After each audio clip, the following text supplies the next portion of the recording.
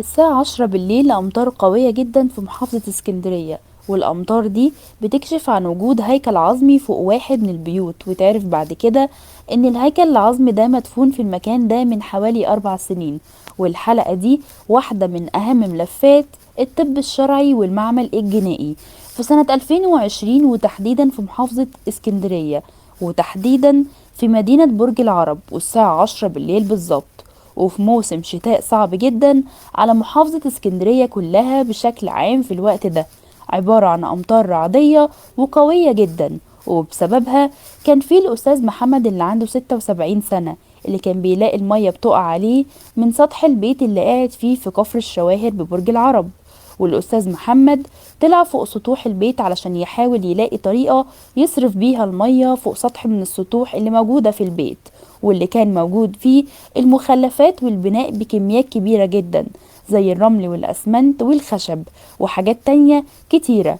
والأستاذ محمد ما طلعش سطوح البيت غير مرة واحدة بس من ساعة ما أجره من سنة ونص، ولما لقى فيه كمية كبيرة جدا من الرمل اللي كانت سد المية، وقرب منها علشان يحاول يشيلها شوية بشوية علشان المية تنزل وتصرف من السطح. وأول ما قرب من الرمل وحاول يحركه، لاحظ وجود حاجة تشبه جمجمة الإنسان، وواضح جدا إنها قديمة قوي. ولما حاول يحفر شوية لاحظ وجود بقايا هيكل عظمي، كان بيحاول ساعتها يقنع نفسه إن ده عظم أي كائن تاني غير إنه يكون عظم جمجمة لإنسان، لكن اللي شافه بعينه وأكد له إن ده هيكل عظمي لإنسان قعد ينده بصوت عالي جدا على الناس.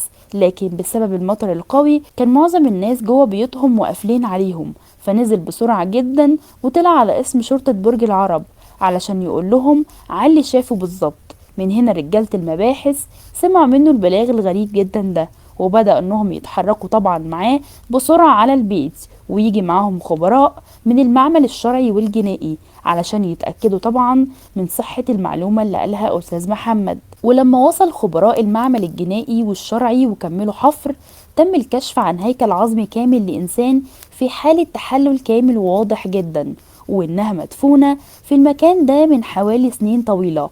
ويكتشف كمان إن في بنطلون مدفون مع الجثة دي، ولحد اللحظة دي هي حالة غريبة جدا. ولما سألوا أستاذ محمد عن علاقته بالبيت ده عرفوا إنه مأجره من سنة ونص، ولما سألوا الجيران عنه وعن عيلته عرفوا إن هو وعيلته والناس محترمين جدا، ومن الواضح كده إن ملوش أصلا أي علاقة بالجثة اللي لقاها دي.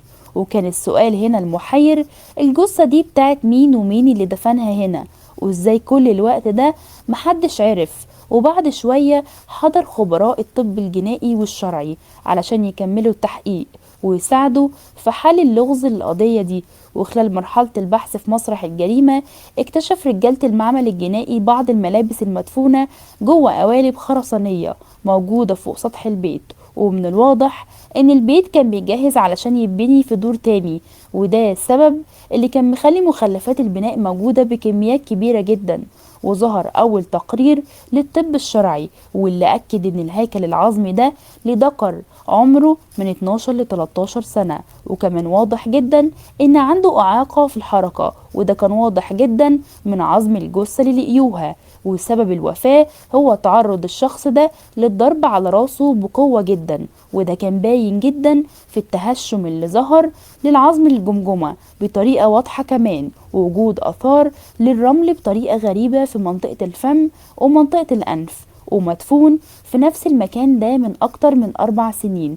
المعلومات دي بدأت تساعد رجالة البحث الجنائي إنهم يحاولوا يوصلوا لحل اللغز ده، ويبدأوا في فحص كل بلاغات التغيب اللي بتطابق مع نفس تقرير الطب الشرعي. ولما الخبر اتعرف عند الأهالي، رجالة الشرطة لقوا شخص اسمه سالم داخل عليهم بيقول لهم ان الهيكل العظمي ده بتاع ابنه واسمه ربيع، وكان اهالي المنطقة بيندهوله باسم عادل، وده اسم الشهرة بتاعه، وعنده حوالي 12 سنة وبيعاني من اعاقة في الحركة، وكمان اخرس لا بيتكلم خالص ولا بيطلع اي صوت.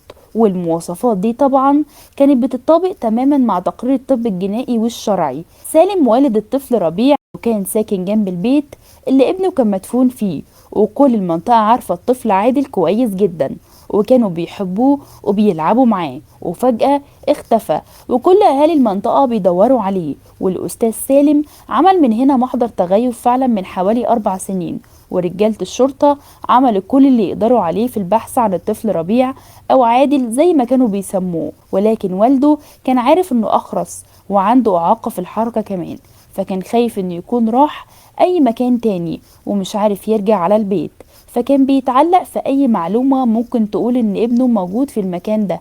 فعليا الأستاذ سالم لف معظم محافظات جمهورية مصر العربية علشان يدور على ابنه المفقود، وكل ما يجيله أي معلومة إنه في طفل عنده إعاقة في الحركة أو أخرس مش عارف يتكلم، كان بيسافر علشان يطمن هو ده ابنه ولا لأ.